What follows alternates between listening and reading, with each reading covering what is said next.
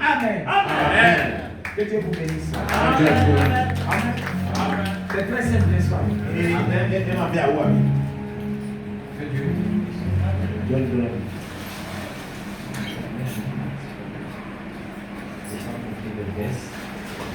C'est bon, il y a qui fait son travail. Amen. Regardons bien. Vous voyez, notre village là, moi ma grand-maman est une jumelle. Et j'ai vu, ils ont fait 2 boîtes, ils ont fait une boîte là. Et comme ils sont exactement, ma grand-maman elle est l'aînée et son petit frère, ils sont femmes et hommes. Et ils ont représenté un bois qu'on a fabriqué comme femme, un bois qu'on a fabriqué homme.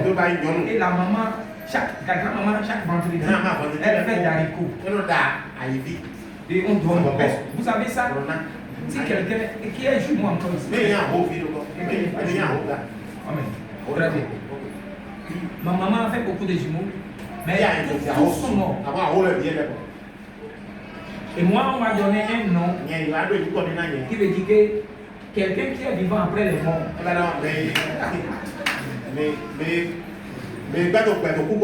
C'est-à-dire quelqu'un que, en fait, ce que moi j'ai appris qu'on m'a jeté, on est parti me payer sur poubelle. Vous savez,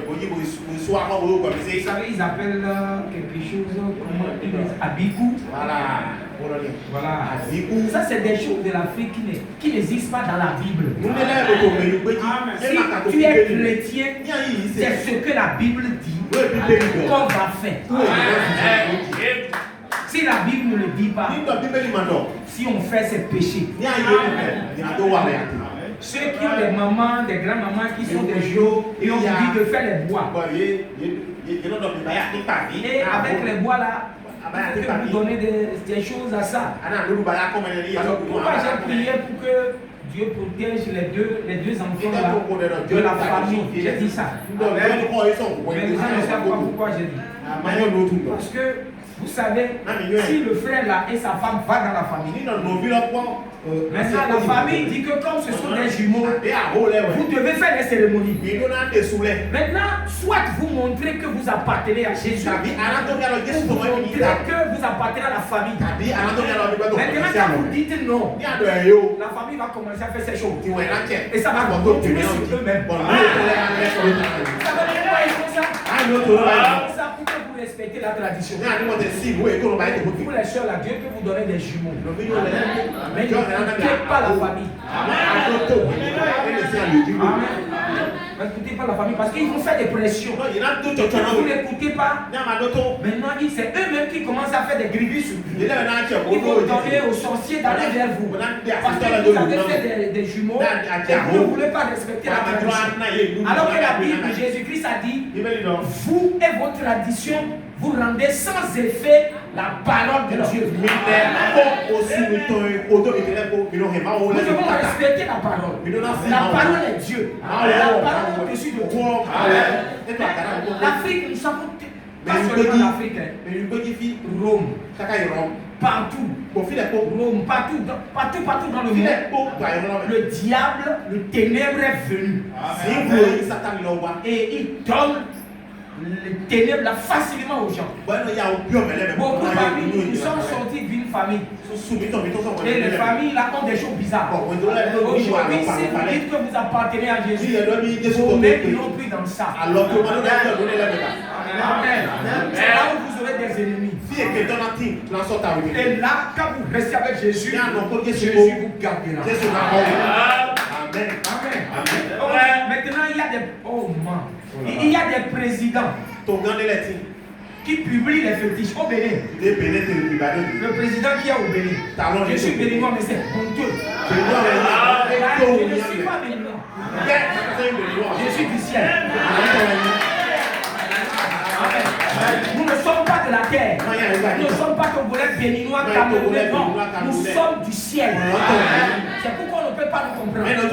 C'est honteux. Parce que maintenant, le président, là, qu'est-ce qu'il a fait? Il a fait des fétiches au Bénin. Et il a invité les Brésiliens, les gens d'Afrique du Sud, partout pour que les gens viennent, pour voir ça et payer. Et il a fait une fête l'année passée.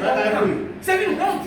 Vous pensez que Dieu lui vois ça. C'est pourquoi la Bible a dit que c'est le diable qui gouverne le monde. C'est vrai, frère. Nous sommes dans le système de diable. Vous savez, Jésus nous gagne.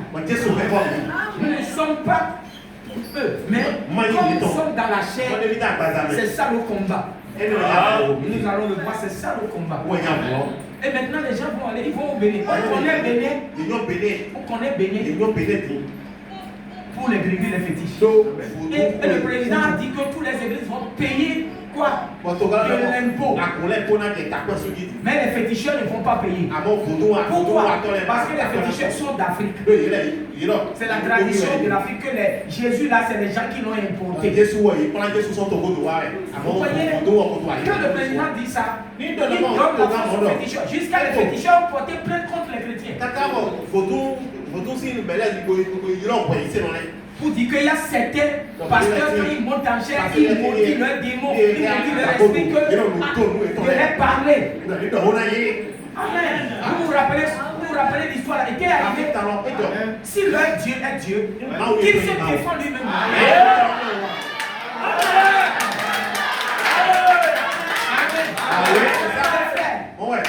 Quand Dagon, on a pris lâche la parole. Dans du prophète David, ils ont eu des problèmes. Si un enfant de Dieu a des problèmes avec le monde, et quand vous faites le mal, c'est à Dieu de vous s'occuper. Le chrétien n'est pas fait pour faire le mal. Et quand vous faites le mal, Dieu s'occupera de vous. Il a dit ne touchez pas à mes enfants. Amen. Dieu a dit quelque chose. Et cela va être respecté. Vous avez vu dans les 7 sauts. C'est pas pour que je parle des 7 sauts. Regardez bien. Dagon, ils ont volé l'âge. Et il y a un dieu, un gros, qu'on a fait un gros bois. Ça c'est dans la Bible. Vous qui lisez la Bible, vous allez voir. Et nous devons croire la Bible. C'est la parole immuable. Ils ont volé la parole. Ils ont volé l'âge qui permet à Israël d'adorer. Parce qu'ils ont fait un combat. Et ils ont gagné. Et ils ont volé l'âge. Pour aller dans la maison d'un Dieu. Mais dans la ville, le Dieu là, les gens le respectaient. Les gens qualifiaient ce Dieu. Et ils ont dit, comme toi-même tu es Dieu. En ce temps, c'était dans l'Ancien Testament. Dieu était, on a mis les tables, les 10 commandements, tout ça là, dans une hache. Et ils l'ont amené là-bas. Et quand ils l'ont amené, le lendemain, ils sont venus pour voir. Et quand ils sont venus, ils ont vu que leur statue grande est tombée par terre. Et il s'est roulé pour aller se coucher devant l'axe. Ils ont dit, qui a fait ça? Ils n'ont pas compris. Ça c'est quoi ça? Ils ont levé le Dieu. Et un Dieu qui ne peut pas marcher. Ils l'ont pris. Ils l'ont remis à une place. Peut-être toi, ton père, ta mère a quelque chose. Il faut adorer, tu dois oublier ça. Tu adores Dieu vivant. Ils l'ont replacé à côté. Reste ici. La personne qui a fait ça, on va surveiller. Et le lendemain, ils sont revenus. Cette fois-ci là, il n'a pas seulement roulé par terre, mais le Dieu là s'est décomposé. Le tout par là, la main par là, tout est décomposé. Alors il commence à comprendre. Ce lâche là est en train de maltraiter. Qu'est-ce que vous comprenez dans ça? Ce matin, le Dieu chez qui tu es venu,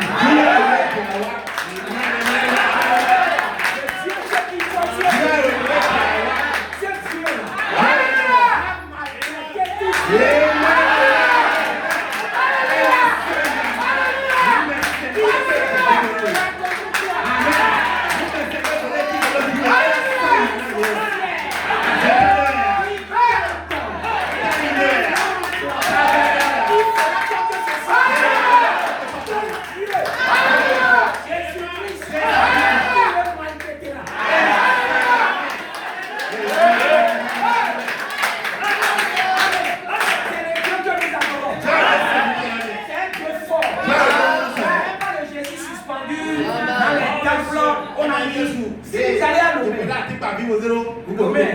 Lomé, quelque part là-bas, c'est vers où j'ai vu vers, en allant vers le grand marché, il y a un endroit, vous allez voir la statue de Jésus. Bon, je ne sais pas pourquoi ils ont mis. Bon, mais l'église catholique est la plus grande sorcière. C'est la plus grande sorcière. Parce que sous ça, là, ils mettent des choses. Tout ce qui voyait ça, vous soyez captivés pour l'église catholique. Vous ne savez pas pourquoi les présidents mettent leur image. C'est les mêmes choses. Quand vous regardez l'image que vous allez le croire, vous allez l'avaler. Tout ce qu'il dit, c'est ça que vous acceptez. L'image là est en vous. C'est pas pour rien la vision. Ils font ça, c'est lui parce que il le met en vous. Ils ont dit de mettre ça dans chaque service. Vous ne savez pas que c'est de la sorcellerie. Amen.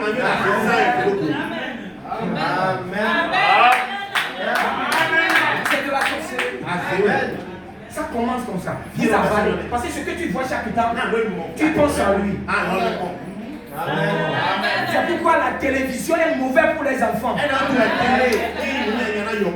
Ne laissez pas les enfants voir n'importe quoi.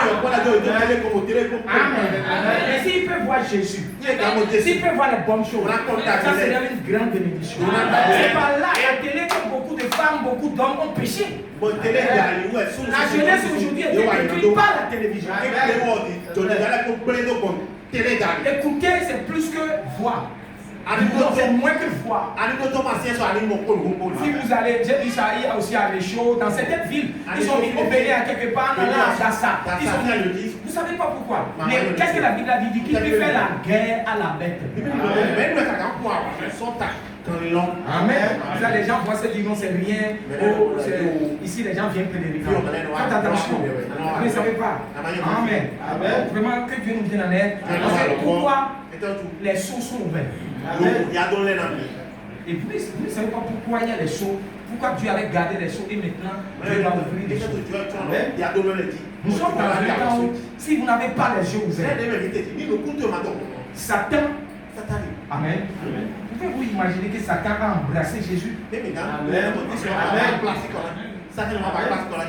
Amen. C'est sur la terre. Les gens ont mis Satan dans le noir, habit noir. Satan ne porte pas habit noir. Maintenant, Satan ne porte pas habit noir. Ça, c'est tout juste pour vous tromper. Satan porte l'habit blanc. Amen. Il est en blanc. C'est ce que la Bible a dit. Il se change en ange lumière. Amen. Vous voyez les féticheurs? Quel féticheur vous voyez en noir? Moi, j'ai vu beaucoup de féticheurs. Ils sont en blanc. Ils ont des pailles en blanc. Vous savez pourquoi? C'est pour tromper. C'est ça le premier saut. Amen. Satan ne va pas. Les gens qui disent Satan, il est. Non. Quand vous voyez une très bonne boîte de nuit, bien jolie, est-ce que vous allez savoir que Satan est là-bas? C'est Satan. Amen. Satan ne se présente, c'est un beau gars, Satan. La Bible a dit que c'est un beau gars. C'est Ézéchiel 28. Amen. Que c'est un beau gars. Ces filles sont très belles. Amen. Les filles de Satan sont très belles. Mettez une belle fille devant un chrétien qui n'est pas rempli du Saint-Esprit. Amen.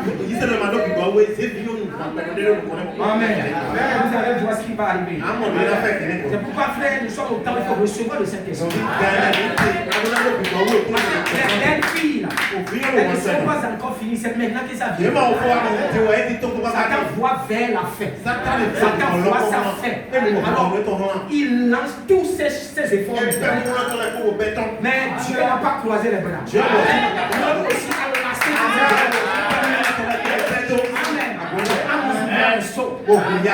Que Dieu vous bénisse. Je peux parler, mais il y a trop de choses.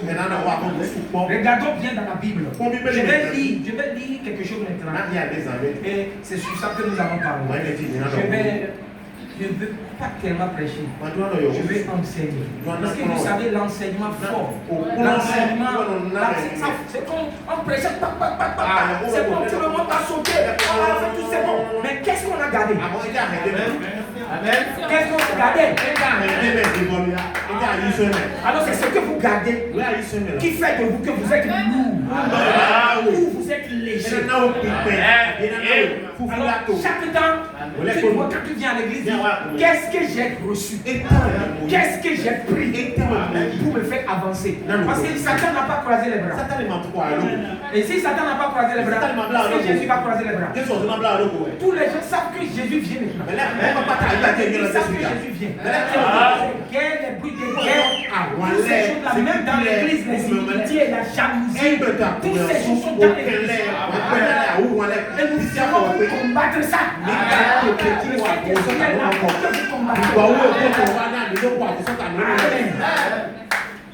Ok, nous allons lire la parole.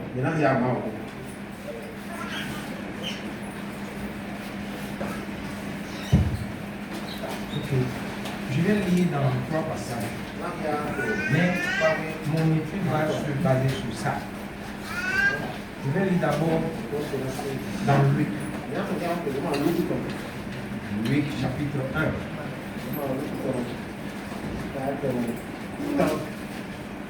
Chapitre 1. Vous voyez, moi j'ai dit aux frères, aux sœurs, ayez votre cahier d'église. Portable que vous avez là, à moins que vous manipulez ça bien, vous pouvez prendre des notes, mais portable peut tomber en panne. Mais votre cahier ne tombera pas en panne. Quelquefois, nous disons que je connais, tu ne connais rien. On ne connaît rien. On doit toujours apprendre. Et je l'ai toujours dit que avec nos cahiers, prenez vos notes qu'on a dit le matin, et prenez notes à la maison quand vous étudiez. Amen. Là, on peut vous dire, si on vous trompe, vous saurez. Amen. Comment un maçon va au chantier sans pelle? Sans truelle. Sans truelle. Il y a un frère maçon parmi nous. Sans truelle. Il n'y a pas ça. Vous venez à l'église sans la Bible, les gens. Moi, je dis, vous devez la voir. Ayez votre carnet. Et prenez des notes. Si tu ne sais pas lire, c'est pas grave. Mais tu peux enregistrer. Frère, le temps venu, on ne va plus se croiser ici. Vous savez, au Mozambique présentement, on est en train de tuer les chrétiens, on a brûlé leur église. Ce matin, je ne sais pas si les gens vont. C'est les musulmans qui sont levés, les islamistes. Et le président ne peut venir, les gens ne savent pas comment c'est vers l'Afrique du Sud, en allant vers l'Afrique du Sud. Il y a des pays où on a vu comment on a maltraité les chrétiens. Ici, on a la paix pour le moment. On ne sait pas ce qui peut venir de nous. Donc, nous devons profiter de chaque instant. Amen. Quand le Covid est venu, vous voyez ce qu'on a fait? Nous sommes restés à la maison. Il n'y a plus d'église. Et beaucoup sont devenus quoi? Beaucoup sont abandonnés.